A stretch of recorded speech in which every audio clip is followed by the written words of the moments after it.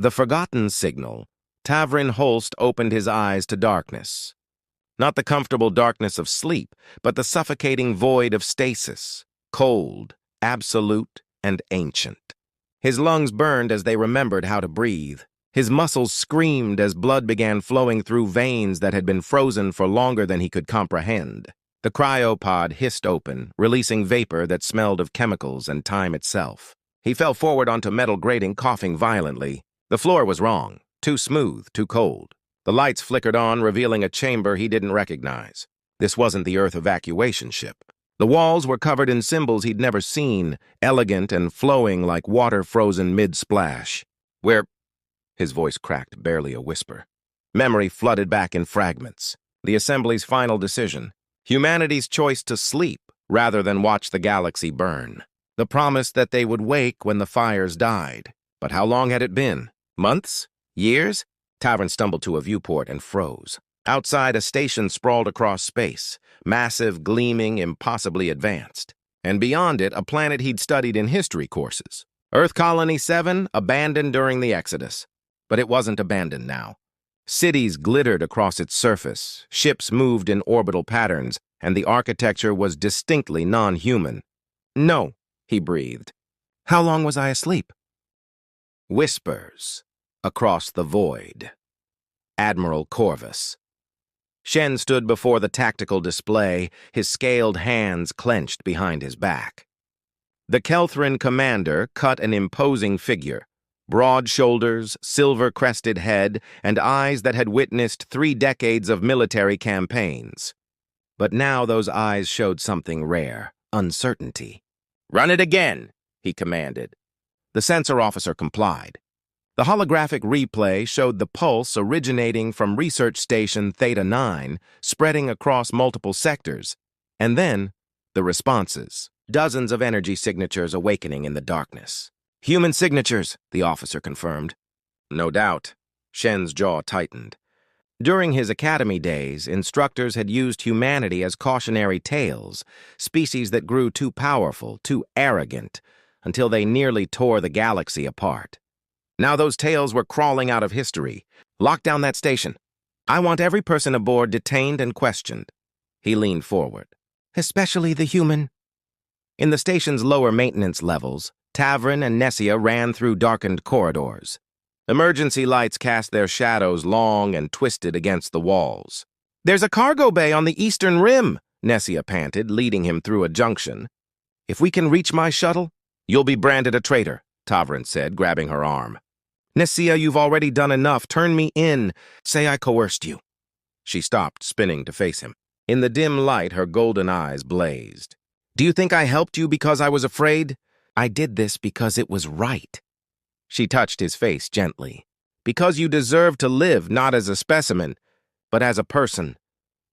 The tenderness in her touch sent warmth through his chest, a feeling he hadn't expected to experience again after 5,000 years of cold sleep.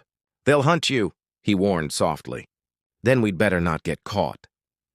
They continued through the maintenance shafts until reaching an access panel. Below, the cargo bay sprawled in industrial silence. Nessia's personal shuttle sat among supply containers, small but sleek. As they climbed down, movement in the shadows made them freeze. A figure stepped into the light, an older Kelthran male wearing researcher insignia. "Dr. Harron," Nessia breathed. The researcher studied them both, his weathered face unreadable. "I watched the relay activation from the research lab. Quite remarkable." He turned to Tavrin. 5,000 years asleep, and your first act is to wake your species. Brave or foolish, I'm not certain which. "Are you going to stop us?" Tavrin asked, positioning himself between the doctor and Nessia. Harron smiled faintly. "I've spent 40 years studying dead civilizations. To meet a living representative of the species I've dedicated my life to understanding?" He gestured toward the shuttle. "That would be unforgivably short-sighted. Go. But know that Admiral Shen will not stop hunting you. He views humanity as a threat to everything the Kelthran Union has built." "Why are you helping?" Nessia asked. "Because I believe the universe is better with humans in it than without." Harron tapped his datapad, and the cargo bay doors began opening. I've disabled the security protocols for the next 10 minutes. Don't waste them. As they boarded the shuttle, Tavrin clasped Heron's shoulder. Thank you. Prove me right, the doctor replied. Show the galaxy that humanity's return is a gift, not a curse. The shuttle launched into space, slipping past patrol vessels still scrambling to respond to the lockdown. Nessia piloted with practiced skill, weaving through debris fields and using asteroid cover to mask their signature. Where are we going? Tavrin asked. There's a relay station I know abandoned off the charts. We can access long-range communications from there and monitor the responses to your signal. She glanced at him, and figure out our next move. Hours later, they docked at a derelict station orbiting a dead moon. The facility had been a communications hub during pre-Union times, now forgotten and silent. They powered up minimal systems, careful not to draw attention. In the control room, Nessia brought up the Galactic Network. News feeds exploded across every channel, reports of the human signal, speculation about what it meant, calls for military mobilization, and heated debates in governmental assemblies. Look at this, she said, pulling up a feed from the Kelthran Senate. Representatives shouted at each other, some demanding immediate action, others counseling restraint. But it was another signal that made Tavrin's heart race. On the edge of Nessia's display, a message appeared in ancient human encryption, a code he recognized from military training. That's from a human ship, he said, his voice thick with emotion. They're answering. He worked the console, his fingers remembering protocols from a lifetime ago. The message decoded. Arc Vessel Prometheus Unbound responding. Captain Idris Venn commanding. Crew awakening. Request status and rally coordinates. They're waking up, Tavrin whispered. They're actually waking up. More messages began flooding in. Different vessels, different locations, all using identification codes from Earth's Exodus fleet, each one a thread connecting him to the past, to his people, to home. Nessia watched him, seeing the hope and pain warring on his face. She moved closer, placing her hand on his shoulder. What will you tell them? Tavrin thought of the galaxy he'd woken to. Changed, advanced, hostile. He thought of Nessia, of Dr. Heron, of the possibility that not all aliens would see humans as threats. The truth, he said finally, that the galaxy moved on without us, but there might still be a place for us in it. He composed a message, broadcasting rally coordinates to a neutral sector where human ships could gather without immediately triggering military responses. As he sent it, Nessia leaned against him, her warmth a comfort in the cold station. I'm afraid, she admitted quietly, of what comes next, of what my people will do, of losing. She stopped. Losing what? Tavrin turned to face her. Her golden eyes met his, vulnerable and honest. Losing you. I know it's absurd. We've known each other barely a day. We're from different species, different times. But when I'm with you, I feel like I'm touching something real, something that matters. Tavrin cupped her face gently, his thumb tracing the curve of her cheekbone. The gesture was tender, almost reverent. Nothing about this is absurd. In my time, I studied xenobiology, cultural integration. I knew intellectually that connections could form across species, but I never felt it until now. He kissed her then, soft and searching, a question and an answer. Her lips were warm, her breath sweet with hints of alien spices. She melted into him, her arms wrapping around his neck, pulling him closer. The kiss deepened, years of loneliness melting away in the contact. When they finally parted, both were breathless. This complicates things, Nessia whispered, a slight smile on her lips. Everything's already complicated, Tavrin replied, brushing a strand of her dark hair back. Might as well add something good to the mix. They held each other in the silence of the abandoned station, two souls from different worlds finding solace in connection. But the moment shattered as proximity alarms screamed. On the display, military vessels appeared, a full Kelthran battle group led by Admiral Shen's flagship. They found us, Nessia said, her face draining of color. A transmission forced its way onto their screens. Shen's face appeared hard and uncompromising. Nessia Kern, you are charged with treason against the Kelthran Union. The human will be taken into custody for interrogation. Power down your systems and prepare to be boarded. Resistance will be met with lethal force. Tavrin looked at the military formation surrounding them. 30 warships, weapons locked. Then he looked at Nessia and saw fear, but also determination. "We don't have weapons," she said, "and that shuttle won't outrun battlecruisers." But on the long-range scanner, something new appeared. A massive energy signature dropping out of faster-than-light travel at the edge of the system. The computer struggled to analyze it, then flashed a designation in ancient human script. Ark Vessel Prometheus Unbound. Captain Idris Venn commanding. A human warship, awakened and ready, had arrived. And behind it, more signatures began appearing, dozens of them emerging from the darkness like stars being born. The silent armies of humanity had found their way home. Admiral Shen stared at his tactical display in disbelief. "What in the void?" Tavrin smiled grimly. "Admiral, I think you should prepare for negotiations." The game had changed. Humanity had returned, and the galaxy would never be the same. The Council of Ashes, the Prometheus Unbound, dwarfed every vessel in the Kelthran fleet. Its hull was ancient dark metal that seemed to absorb light, covered in scars from battles fought millennia ago. But its weapons were very much active, tracking every ship in range with calm, lethal precision. From its bridge, Captain Idris Venn transmitted a simple message. "Stand down or be disabled. You have 60 seconds to choose." Admiral Shen's face appeared on screens throughout the sector. "I am Admiral Corvus Shen of the Kelthran Union. You are in violation of territorial sovereignty. Your presence constitutes an act of—" 50 seconds, Venn interrupted. Aboard the relay station, Tavrin watched the standoff with mounting tension. More human vessels were arriving every minute. Cruisers, frigates, carriers.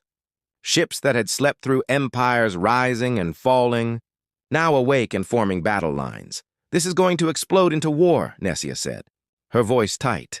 Tavrin activated a direct channel to the Prometheus. "Captain Venn, this is Tavrin Holst. I sent the wake signal. We need to talk before this escalates." A pause. Then, "Tavrin Holst, archaeological specialist from Earth Sector 9. You were listed as lost with the research vessel Meridian Hope." The voice was rough, military crisp. "Welcome back to the living. Now get clear. We'll handle the hostiles."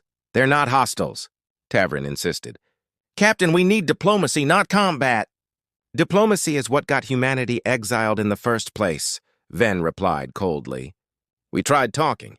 We tried compromising, and we were rewarded with betrayal and near extinction. That won't happen again." Tavrin looked at Nessia, seeing fear in her eyes, not for herself, but for her people who were grossly outmatched. He made a decision. "Captain, I'm coming aboard. Give me a chance to present an alternative before you start shooting." Another pause. "You have 1 hour. Transmitting docking coordinates." Nessia grabbed his arm. "Tavrin, you don't know this, Captain. He could be planning—" "I know. But if I don't try, a lot of people on both sides are going to die." He pulled her close, kissing her forehead. "Come with me. The galaxy needs to see human and Kelthran standing together." Her eyes widened. "They'll see me as a traitor. They'll see you as a bridge." He squeezed her hand. "Trust me." They piloted their shuttle toward the Prometheus, passing through fields of human warships that looked like sleeping giants finally risen. The vessel's hangar bay could have swallowed a city block. As they landed, military personnel in adaptive armor surrounded them. Humans, finally, other humans, but their faces were hard, suspicious. Captain Venn waited at the hangar entrance. He was tall and broad-shouldered, with gray-streaked hair and eyes like chips of ice. Scars marked his face, speaking of battles survived. When he saw Nessia, his expression hardened. "You brought one of them aboard my ship." "I brought someone who helped save my life," Tavrin replied firmly. "And someone who might help prevent unnecessary bloodshed." Venn studied them both, then gestured curtly. "Follow me." "The council is waiting." They walked through corridors lined with soldiers being awakened from stasis, crews manning stations, engineers bringing ancient systems back online. The Prometheus was coming alive, section by section, like a body remembering how to breathe. The council chamber held representatives from a dozen awakened human vessels. Military commanders, civilian leaders, scientists, all looking to Ven for leadership. When Tavrin and Nessia entered, conversation stopped. Hostile stares fixed on the Kelthran woman. "Everyone, this is Tavrin Holst," Ven announced. "He sent the wake signal that brought us back. And his—" He paused distastefully. "Companion, a Kelthran officer." "Nessia Kern," she said, her voice steady despite the attention. "Diplomatic Corps. I helped Tavrin because I believe both our peoples can coexist." A woman in civilian dress stepped forward. Commander Rachel Okonkwo, according to her introduction, leader of the colony ship Garden of Eden. "Coexist? Your people inherited a galaxy we bled for. They built their civilizations on the ruins of ours. And now you want coexistence?" "What would you prefer?" Nessia challenged. "War? Mutual annihilation? My people know the stories of humanity. The power you wielded, the destruction you could unleash. If you came back seeking vengeance, you'd win. But at what cost?" "The cost is acceptable if it secures humanity's future," Ven said coldly. Tavrin stepped between them. "That's not the humanity I remember. We left because we were tired of violence, tired of watching the galaxy burn. Are we really going to announce our return with more fire? What do you suggest?" Another commander asked. "We bend the knee to species who think we're myths? We ask permission to exist in our own galaxy? I suggest we prove we're better than they expect," Tavrin said. "Admiral Shen is outside, terrified and outgunned. He's preparing for humanity to do exactly what his legends told him we'd do. Conquer or destroy. Let's surprise him. With weakness?" Ven scoffed. "With strength shown through restraint," Tavrin countered. "Captain, you have the power to annihilate his fleet. Everyone in this room knows it. Everyone in his fleet knows it. So let's use that power to force a conversation, not a massacre." The room erupted in debate. Some sided with Ven's militarism, others with Tavrin's diplomacy. In the chaos, Nessia moved closer to Tavrin, and he found her hand, squeezing reassurance. Finally, Commander Okonkwo raised her voice. "What if we propose a test? A demonstration of intent from both sides?" "What kind of test?" Ven asked suspiciously. "Single combat," Nessia said suddenly. Everyone turned to her. "An old tradition among my people. When two factions reach an impasse, champions fight to first blood or submission. It proves courage without mass casualties." "Barbaric," someone muttered. "Practical," Ven corrected, interest flickering in his eyes. "If we win, the Kelthrans recognize our right to exist freely. If they win, humanity agrees to formal negotiations under Galactic Council oversight," Tavrin finished. "No unilateral actions, no preemptive strikes." Ven studied him. "You volunteering to be our champion?" "I am." Nessia gripped his hand tighter, but said nothing. She understood what he was doing, offering himself as a bridge, regardless of the personal cost. "Against whom?" Okonkwo asked. "Shen will want to fight himself," Nessia said quietly. "He's proud, military to his core. If you issue the challenge, he won't refuse." The council deliberated. Finally, Ven nodded. "We'll propose it." "But Holst, if you lose—" "I won't," Tavrin said with more confidence than he felt. An hour later, the challenge was transmitted to the Kelthran fleet. As predicted, Admiral Shen accepted immediately. A neutral station was designated, Waypoint Terminus, a trading hub on the sector's edge where representatives from multiple species could observe. As the Prometheus prepared to move, Tavrin found Nessia in an observation lounge, staring at the stars. "Having second thoughts?" he asked, joining her. "Thousands of them." She turned to him, vulnerability breaking through her diplomatic training. "Tavrin, Shen is a combat veteran. He's fought for 3 decades. You're an archaeologist who's been asleep for 5,000 years. "Thanks for the confidence boost," he said with a slight smile. "I'm serious." She moved closer, her hands coming to rest on his chest. "I can't lose you. Not now." "Not when I've just found you." He covered her hands with his. "Remember what you said? That I deserve to live as a person, not a specimen? This is me living, making choices, taking risks, fighting for something that matters." "Fighting for what? Peace? Coexistence? These are beautiful ideals, but they won't protect you from Shen's fists." "No," Tavrin agreed, pulling her into his arms. but they'll give me a reason to win." They stood together, holding each other as the Prometheus journeyed toward the neutral station. The ship hummed around them, alive with purpose, carrying humanity's hopes and fears toward an uncertain future. That night, in the privacy of his temporary quarters, Tavrin and Nessia lay together in the darkness. She traced the lines of his face, memorizing every detail as if afraid he might disappear. "Tell me about Earth," she whispered. "Tell me what you're fighting to return to." So he spoke of blue oceans and green forests, of cities where millions lived and loved and dreamed, of music that moved the soul and art that captured the ineffable.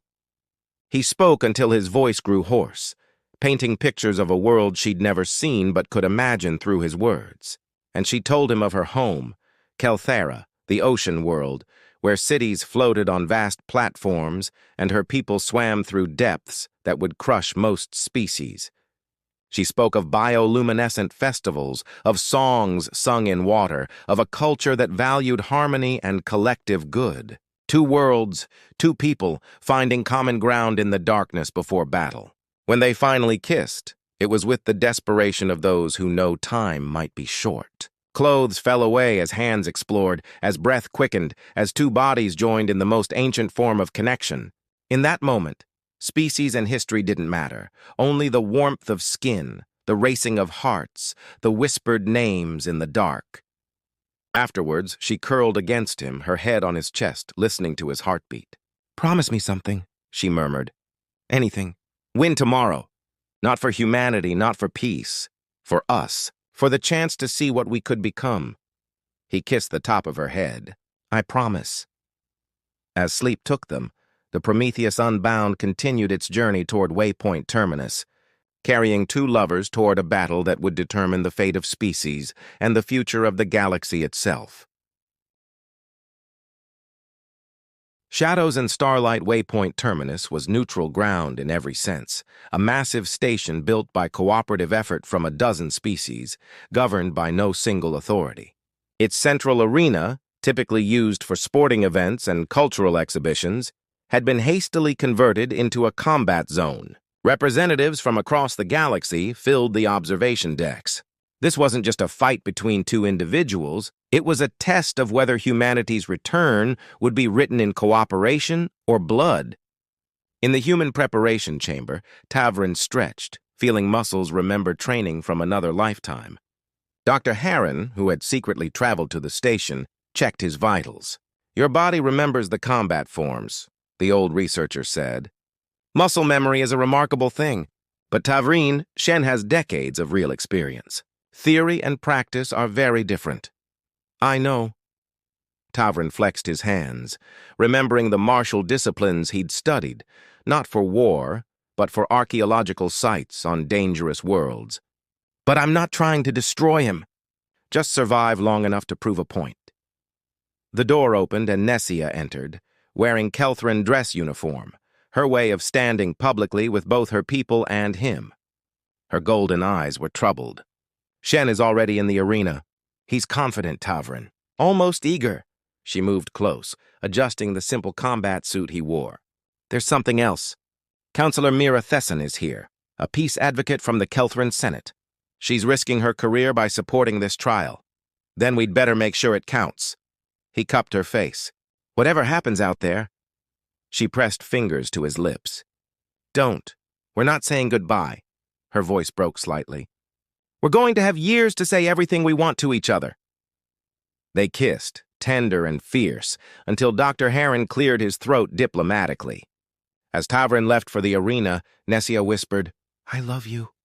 He turned back, surprised. She nodded, tears glinting. "I know it's absurd and fast and probably foolish, but it's true. I love you, Tavrin Holst." "I love you too, Nessia Kern," he said, the words feeling right despite their impossibility. "I'll come back to you." The arena was circular, zero gravity, with force fields marking boundaries.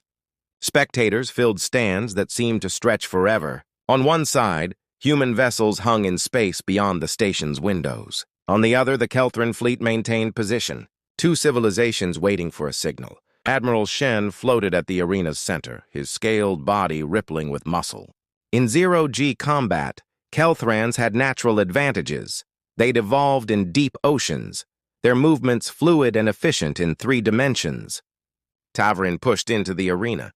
The crowd's murmur faded to silence. "Tavrin Holst!" Shen's voice echoed through the arena.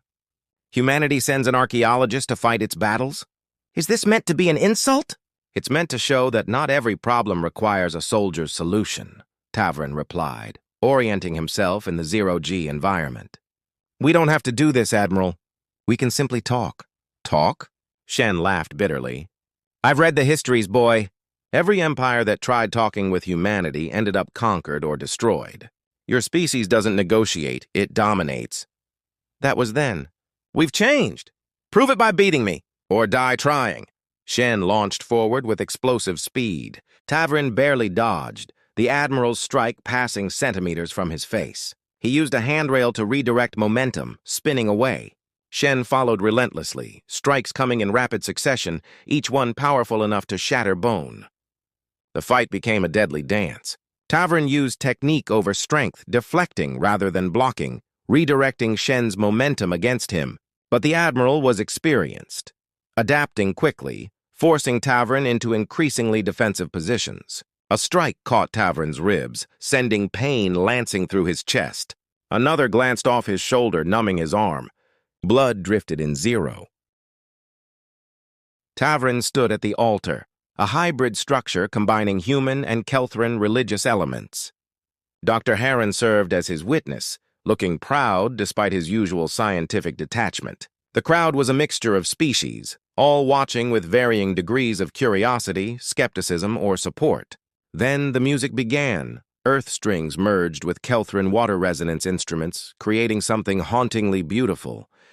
Nessia appeared at the far end of the plaza, and Tavrin's breath caught. She wore traditional Kelthran marriage robes in flowing blue, but modified with earth silk and human design elements. Her dark hair was adorned with both kelp ribbons and flowers. She was a living bridge between worlds, and she was breathtaking. As she walked toward him, Tavrin saw tears in her golden eyes. He felt his own eyes burn in response. They met at the altar, and High Chancellor Orin Vastris, newly elected leader of the Galactic Concordat, began the ceremony. His words were broadcast across every channel, translated into every language. "We gather today not just to witness a union, but to affirm a principle, that love transcends all boundaries. That connection can bridge any divide. That hope, when shared, becomes unbreakable." The ceremony proceeded with elements from both cultures. Tavrin spoke vows in Kelthran, his pronunciation imperfect but sincere. Nessia reciprocated in English, her accent making the words sound like music. They exchanged rings, his, carved from earth oak preserved in stasis, hers, crafted from Kelthran deep-sea coral. "By the authority vested in me by the Galactic Concordat," Vastris proclaimed, "I declare you partners bound in unity, married under the laws of all our peoples." Tavrin pulled Nessia close and kissed her, tender, passionate, defiant. The crowd erupted in applause, though not all joined in. But enough did.